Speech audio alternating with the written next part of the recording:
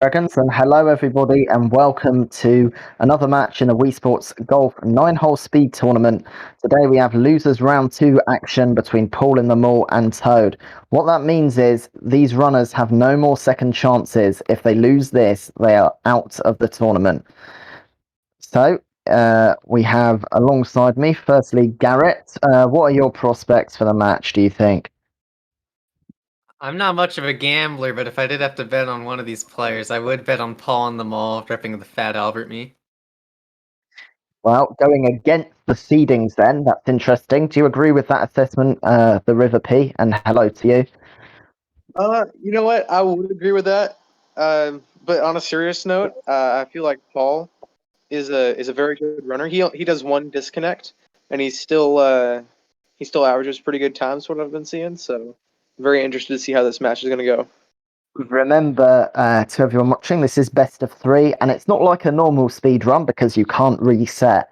That may lead to much more conservative strategies than we usually see. Anyway, if the players can conclude their warm-ups and get ready, and I'll count them in.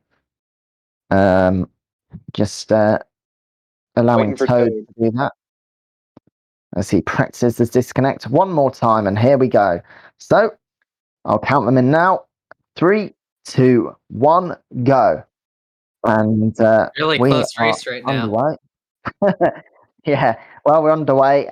There's a difference between the two streams, but it's the time you have to watch out for. That's what they'll be judged on.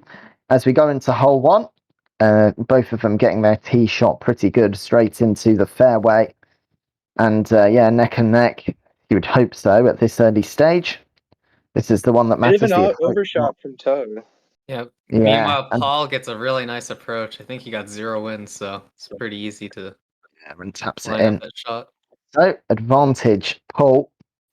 Looks like our experts are smarter than our seedings today. And yeah, Toad not even getting that par. So he'll get a par, and that puts Paul in the driving seat on the driving range. And you see there's about a stroke between them. In fact, even more than that. Paul has to lose a stroke here, though. He got a really bad wind. He could have opted to go in the bunker there, but with 30 southeast, wouldn't have been easy. Toad misses the bunker chip. Oh, and he doesn't get the respawn. That's really bad. Well, despite that, Paul going for the shortcut. Not the best wind for it, but he navigates that. And what this means is that Toad's in big, big trouble. And, almost a chip in for Toad. Yeah, but he doesn't get it. Well, beautiful all I'll say is on 3. Yeah, it is. We are still in beginner, so there's plenty of time for each runner to turn it around. Paul does miss the putt there. As yeah, Toad a bit low on power. Toad opts against going shortcut. Pretty good first shot, I'd say. Yeah, this is. I'm not even sure what the wind is as Paul moves on to 4. Sub 2 beginner. How you want to start the run. That's what Paul has done, something that Toad hasn't managed, and a lovely tee shot on 4. Oh, another rim job from Toad. Another near chip and miss with that wedge, I believe. Not paying off for him too well. Paul has about a hole advantage. A par 3, that hole 4 as Paul starts hole 5, and here we see the disconnect technique. Fat Albert absolutely stomping on the rest of the competition. Paul's remote didn't seem to reconnect. Yeah. Yeah, so failing the disconnect and trying it again. And there we go. You see with a disconnect technique, basically a glitch in the game, and that's why he's standing on water right now. It allows you to have 2 shots for the price of 1. A little bit far from the hole. Yeah, with the north wind there, you'd think that even though Paul didn't hit it full power there, it wouldn't go too far, but the wind does affect disconnect shots, despite what some people may assume. It was certainly hitting the rock. It was certainly a suboptimal 5, but you can still see Paul is miles ahead going into 6. Toad misses the water. Oh, yeah. that's an interesting shot. It does stay on the the mainland though. Doesn't go down to the sandland. Yeah, that would be a disaster. Oh, great shot there from Paul. Pretty Easy good second putt. shot on hole 6 from Paul. Yeah. Yeah, For both no players disconnect. sinking Par. relatively easy putts. Both Oh, for, finishes next. or not both for birdie, but technically a birdie Adjusted for birdie. Paul. Yeah.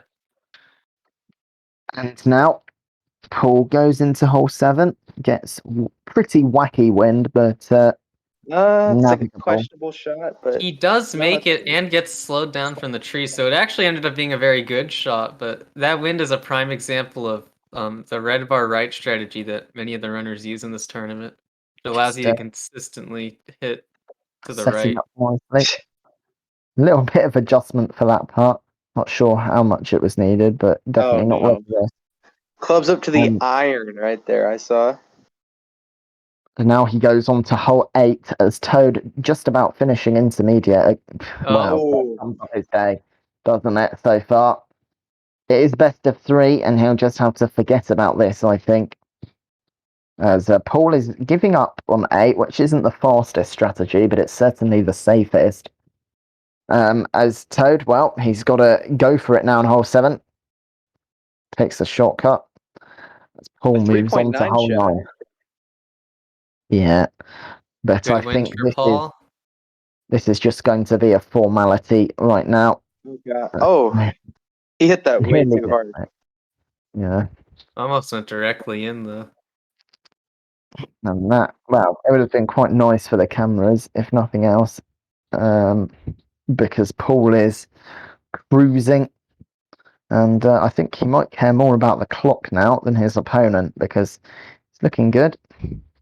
We'll get that sub 6, barring a disaster, as Toad does move on to 8 now. And Paul sinks it, so he will take game 1.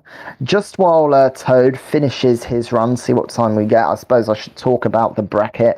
So in losers round 2, Toad beat Sphere in losers round 1 to get here. Well, as Paul, this is his first match in losers after losing against our number 3 side Tyler. Number 3 seed Tyler, and he'll face the number 5. The winner of this will face the number 5 seed Bunjil in the next round. Which will be an interesting matchup. So while this comes to an end, you two were both right. I suppose I'll ask Garrett what your thoughts are first, because this looks like a blow-away victory. More than a minute will separate these two players as we come to the end. Yeah, my thoughts on this match are I just felt like everything happened to go wrong for Toad. I mean, he showed a lot of really close shots, but just nothing really connected. And a lot of his mistakes had like the most disastrous outcome possible, like not hitting it out of bounds or something like that, and just being in a bad spot and having to make up for it really cost him. There you go. Time comes in More than a 6:43. minute. Yeah, River, at this level, 6:43 is not really good enough, is it?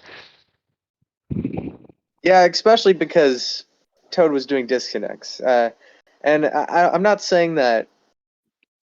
Yeah, I'm not saying that's going to be a normal thing from him. We're going to see how the next rounds go, but it's questionable to say the least.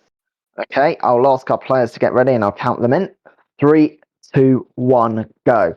And, well, they're just going to have to, Toad's just going to have to put it to the back of his mind. Paul knows that he's going to be put under more pressure this game. I can't see Toad doing that again. But Paul got the job done, stayed focused, and took the first round. As we go into hole 1, clean drive from both of them. It is neck and neck. And this is how the first game started, but things can turn very quickly. Both of them with pretty good approach shots. Paul was slightly better. Remember, the score doesn't matter in this, just the time. And Okay. yeah, both neck and neck into 1. Both got birdies right here. Paul Yeah, has a half-second lead right now. yeah, it's very close. I would say half a second probably won't matter in the scheme of things, but we have seen some games literally decided by frames. Good. Paul misses the tee shot bunker. both by 2, and well, look Oh. how close it is. Toad now taking the lead by about a second. Both of them getting pars, which is quite common on 2 when it's being run due to that bunker strat. So we now see the strategy split. Toad not taking shortcut, Paul taking it. Will it reach? Oh, it barely hits the rough. A great shot Ooh. from Paul. Yeah. Well, Which, if he plays this right, will be extremely fast. yeah. Bounces he right hit over it? that Right. bunker. Let's be kind and say he did. Well, it still looks very even. As Doesn't go neither for the of them- chip in, as I expected. No harm, no foul, though. And, well, Toad will take the putt first based on the time, but it's harder when he misses it. And, wow, Toad now catching up to Duke, but it's not that big a gap. Good wind for Paul. Red lines it.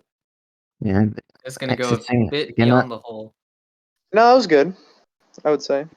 Just a bit left, I suppose. yeah, tricky part, but he's a player good enough to get it, and he does. Toad also with a great approach. Yeah. These players are getting really good tee shots, I notice. Afterwards, it can get a little bit pear-shaped, as Paul shows us the disconnect on 5. He adjusts a bit It's far. happened again. Well, Paul is failing, I think, to reconnect, which is not ideal. Toad having no such difficulties. I don't know if he meant to do that, because if it's happened twice. Game is close to tied now for both players. I can't imagine he did. And in fact, if Toad gets this part, just misses.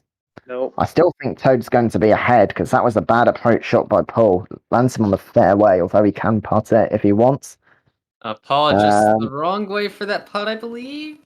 When we're seeing the mistakes creep in, well, he seemed to have victory in his hands, but it can change just like that. But still, it's only a 1-stroke difference, and that can certainly be lost, especially after this hole. We'll be going into expert, and anything can happen on those 3 holes. Toad with a pretty good approach shot and a simple putt, which he sinks. So 340 is his time going into expert, and I want to see what Paul's is, just so we know the gap. He's going for the long putt. That won't make it. So looks like it will be about 20 seconds. Oh, yeah. Barely does not make it. Oh, wait, I thought he made it. Toad with the OB. So suddenly a 19-second gap has gone to what? 5 seconds? And Yep. Interesting shot for Paul. It might hit a tree, but it just crawls underneath. Gets away with that. Not ideal from Toad either. Overhead it. I'm not sure I like the strategy with the iron that he's doing right there. Every time he's done it, it's not seemed to be working. And Paul is going to take a small lead here. It might actually be tied based on their time. Yeah, it is tied. It's half a second if it is anything. Yep. Well, it's changed to a massive lead for Paul, a massive lead for Toad, and now it's tied. So, differing strats on 8. Paul still going for give up, even when it seems relatively tied. Perhaps betting that Toad will make a mistake and Paul's safer strategy will work. It's a long, long putt from Toad there. He doesn't make it, but he's pretty much tied once again. In fact, there's 2 seconds advantage for Paul going into 9. I can tell you that going into 9, that is certainly retrievable. So here we go. This for Paul is for a place disconnect in losers round 3. This is now. Hits out of bounds. Despite what I've says, it's losers round 2 right now. So, and that is, that probably might cost Toad dearly. Unless Paul misses this and Toad Albies right here. He's right here. Yeah, he's got to go for it, and even then, I don't think. So, Paul takes it, and he'll face Bungle in the next round.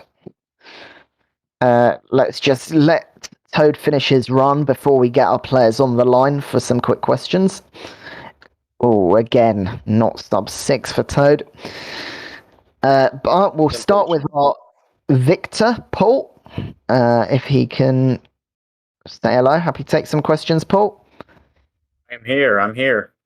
Yeah, okay. So the first thing I have to ask you about is the disconnects on 5. Did they go how you intended? Because it seems you're having some problems reconnecting there. Yeah, my disconnects honestly have not been going well all day. In fact, I even tossed around the idea of even doing them in the tournament match. I decided to go for them, but as you saw, I definitely had some issues getting that remote to reconnect. So, not my best hole 5s played in either of those 2 rounds. Okay. Overall, what do you think of your performance, though? Because you got the job done. Obviously, Toad didn't have the best times, but are you happy with the way you performed in general? My first round, I was pretty happy about. I had a couple mistakes, including a fairly easy putt that I missed on 3. The second round here was definitely a lot sloppier, 540x time. It may be pretty good in a tournament, but I don't think it's going to hold up, especially in some of the later rounds. So definitely going to be shooting for something a little better than that in the next couple rounds. All right, last question before, unless Garrett or River wants to ask something. So you've got Bunjul in the next round, very different player, one with a better seeding as well. Do you think that you'll have to adjust your play style when you face him, and are you confident going into that one? Honestly, I'm feeling a little shaky going into this round against Bunjul. I know he does do disconnect on all the possible holes. But honestly, I think the key to my play style is just not biting off more than I can chew. I know I don't have the experience with the disconnect on the other holes, and I feel I'll probably just opt to play as I've been playing. Okay, thank you. And we'll get Todd on the line now when he exits the I have a question tournament. for Todd, if you don't mind. Yeah, go for it. So, first of all, Todd, were you listening to the commentary while you were playing? I was, yeah. Okay, because this is just like a curiosity thing for me. But like, so you hear that it's like pretty much even out of hole 7, and Yeah. you go for the disconnect, and then you know that like Paul's doing give up, and you go for the wedge chip. Like, what was the plan like to make up the time? Because even if Going you made the into wedge chip, it would have lost a lot of time compared to going for a driver chip on 8 or disconnect on 9. honestly, I don't know. Today just hasn't been my day for 9-hole. I've been really off really all day. Yeah, Especially the first match. I was all over the place. I can sympathise with that feeling, but at this level, like, you must be disappointed, obviously, not exiting the tournament, not getting even a sub 6 in either of your times.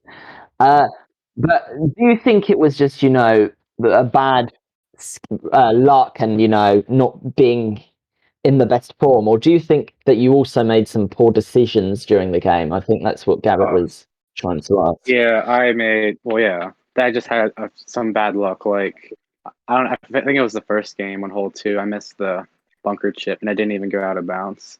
And I'm just like, you're kidding me. But then there was a few other times where I just made dumb decisions. But, yeah, that's just what comes when you haven't played for like a month. What do you do? Yeah.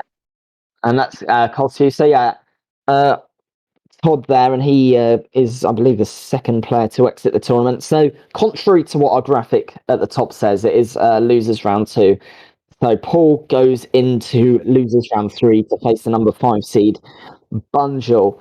So that's that then. I'll give both our my co-commentators a chance to give their final comments about the game. We'll start with River because we haven't heard from you for a while. River, even? Yeah. I thought this game was very interesting. Going into this, I assumed Paul would come out on top. I was correct, but I didn't expect how much of a lead that he would have. I mean, both games, or sorry, not both games, but the first game was won by over a minute, and this one about 30 seconds. So I obviously did not expect that at all. Yeah, that's my comments. Garrett, obviously, Paul faces Bunjul next. What do you think about that matchup? Because it's a very different type of match. I'd say both for Paul, but also for Bunjul, who's playing his first game in losers. I would say Bungle has a very big advantage over Paul. He's one of the many players with a 4-2x time, and he's pretty consistent. He could probably get Paul's best time in this match every time with no reset runs, so Paul's going to have to step up his game, but I will be rooting for the underdog. Well, what I'll say is, in these tournaments, anything can happen. We've seen a lot of weird things happening so far, and I'm sure we'll see it in the future. Well, I'd just like to thank everybody for watching. Even though the match is finished, we're still on 9 viewers, and I think we peaked well into double figures. So thanks for all the support. I hope you enjoyed the commentary. The VODs will be available on, I think, both Twitch and YouTube, and in the YouTube, there will be a link to the Discord for Wii Series Speedrunning. I hope that this tournament has interested at least a couple of people to join us and give us a shot. I'd like to thank both our players, both my co-commentators, as well as Dragons for restreaming. And we have plenty of matches to come in this tournament. I'll put a link to the bracket in the chat, actually, in case you want to have a look. And thank you for watching. We'll see you for the next one. Goodbye.